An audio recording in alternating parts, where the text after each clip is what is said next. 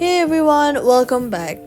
Can't log in into Webull. This error is usually related to your account or internet connection. First, double check that your email and password are entered correctly.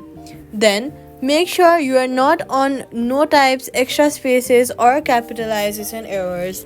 Then, disable any VPNs, proxies, or firewalls that might block access to the login servers. Some networks restrict certain app connections. Then, you're going to restart the app and try logging in again. Sometimes, a fresh restart resolves a temporary glitch.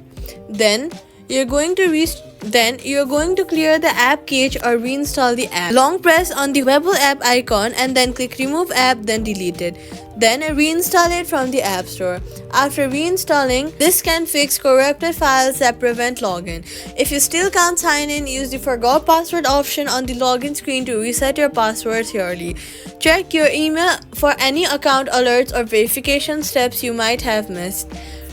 Repeated failed login attempts may temporarily lock your account. If that happens, follow the account recovery instructions to regain access. And that's it. Subscribe for more quick fixes.